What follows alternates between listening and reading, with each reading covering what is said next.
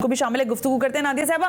ज़ाहिर आप शहर इख्तिदार में मौजूद हैं, खबरों का एक बहुत बड़ा सैलाब है जो मुस्तकिल बुनियादों पर उमड़ रहा है। ये फरमाइएगा कि सबसे पहले तो जो ये फैसला आया सुप्रीम कोर्ट ऑफ पाकिस्तान का, इस फैसले के बारे में क्या उमूमी राय लोगों में पाई गई? दूसरी अहम बात यह कि निगरां वज़ीर आज़म का नाम मुअम्मा है या इतना ज़्यादा है इंपॉर्टेंट कि वो सीग़े राज में सामने जब ही आएगा जब वो शख्स खुद सामने आएगा?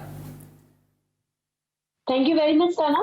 पहले जिस फैसले की बात कर रही हैं, जिसमें हम review of justice and order की हम बात करें, उसके फैसले से एतराज से ज्यादा जो है उसके टाइमिंग्स पर एतराज किया जा रहा है।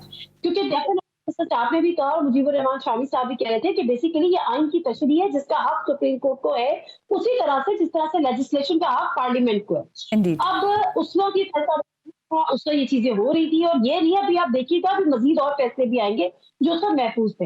अब यहाँ पर जो जिस चीज से इख्तिलाफ किया जा रहा है उसका आईनी हक का जो पार्लियामेंट अदालतों का उन्होंने अपना उसको एक्सरसाइज किया है, बट टाइमिंग्स को लेकर इस पे ये बात बिल्कुल ठीक भी हमें लगती है काफी हद तक, क्योंकि साबिक वज़ीर कानून जो आज़म नज़ीर कारर साहब भी कहते हैं कि इस तासुर को तक़वियत मिलती है कि ये इंतजार किया जा रहा था जाए। अच्छा, दूसरी लेकिन इस तासुर मिलती भी है तो इसकी वजह क्या हो सकती है?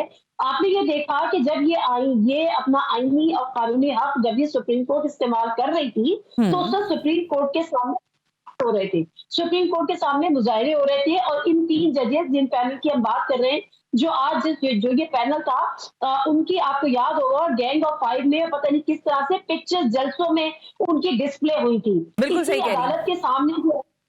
अदालत के सामने पूरा एक प्रोटेस्ट किया गया था और आपको पता है कि वहां पर जमा हो गए थे। तो सवाल ये है कि अगर हम इस पे सवाल उठा रहे हैं कि अदालत ने इस चीज का एतराज किया, तो हमने उस पर सवाल क्यों नहीं उठाया कि आप एक आईनी इदारे के खिलाफ, एक आईनी जजेस और एक सिटिंग जजेस के खिलाफ आप उनके जलसों में नाम कैसे ले सकते हैं, उनकी तस्वीर कैसे डिस्प्ले कर सकते हैं? तो मेरा ख्याल है ये एक sort of tug of war थी और ये शायद चल रही है। रेस्ट निगरां वज़ीर आज़म की आपने बात की तो मैं बड़ी हैरान हूँ, आज बड़े अरसे बाद राजा रियाज साहब की मसरूफियात का हमें कम से कम पता चला, और कम से कम पता तो चला क्योंकि राजा रियाज मतलब ये चीज मेरे लिए जो है ना, इट्स लाइक खुशी भी है मुझे कि चले उनके हाथ भी कोई काम तो आया और हुई है कि वो आज इतने मसरूफ हैं कि उनकी आज जो है उन्होंने सादिक संजरानी से तो मुलाकात की है, लेकिन वज़ीर आज़म से मुलाकात के लिए बस टाइम नहीं है। तो कल आपको पता है कल वो गए थे और 3 नाम लेकर गए थे, उनमें से एक सादिक संजरानी साहब का था।